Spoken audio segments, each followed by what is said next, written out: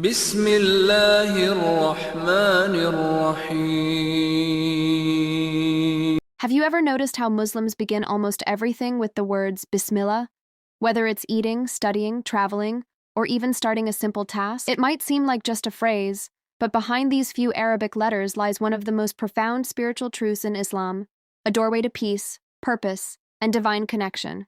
Bismillah is short for Bismillahi ir-Rahmani ir-Raheem, meaning, in the name of Allah, the most gracious, the most merciful. It's not only the first verse in the Qur'an, but also the key that opens every chapter except one. Muslims recite it constantly, but few pause to reflect on its depth. The phrase begins with bi, meaning with or by, showing dependence and reliance.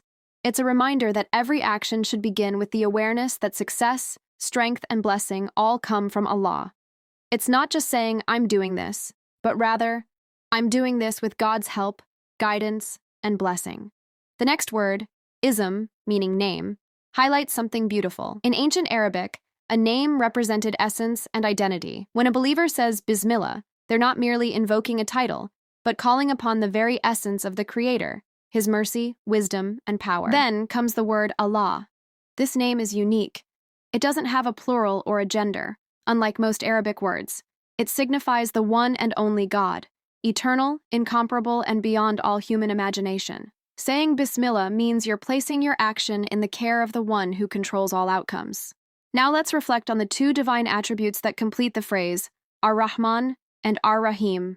Both come from the same Arabic root rhm, meaning mercy, but they carry distinct shades of meaning. Ir-Rahman describes Allah's vast mercy that embraces all creation, every human, animal, and even the smallest atom.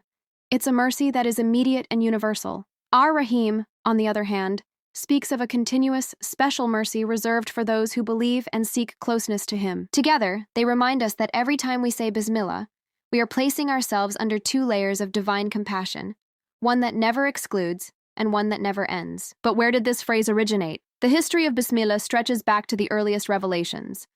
According to Islamic tradition, the first word revealed to Prophet Muhammad sallallahu alaihi wasallam was Iqra, read. But not long after, the Qur'an taught believers to begin everything in the name of Allah. The Prophet himself began his letters, treaties, and daily actions with Bismillah ar-Rahman ar-Raheem. Even earlier, the Qur'an mentions that Prophet Solomon, started his letter to the Queen of Sheba with these same words. It is from Solomon, and it is, in the name of Allah, the most gracious, the most merciful. This shows that invoking God's name before an act was not only a mark of faith, but also of respect, wisdom, and humility. In fact, scholars say the phrase was a divine way to teach humanity that no act, big or small, should be separated from the awareness of its creator. Historically, Muslims have placed Bismillah at the beginning of almost everything: letters, books, poems, and even architecture. You'll often find it engraved at the entrances of mosques, palaces, and homes across the Islamic world. It became a symbol of blessing and an expression of gratitude for every new beginning. But beyond history, Bismillah carries a deep personal message. It's a reminder that life itself begins with God's name, the first sound a newborn might hear whispered by their parents, and every moment of existence is sustained by His mercy.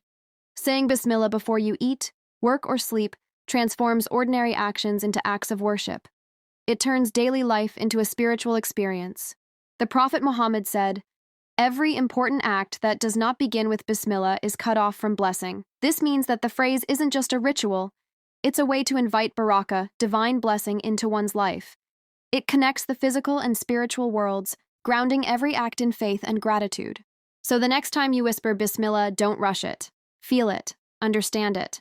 You're not just uttering a word, you're opening a gate to divine mercy, aligning your heart with your Creator, and declaring that you live, act, and exist in His name. It's more than a habit.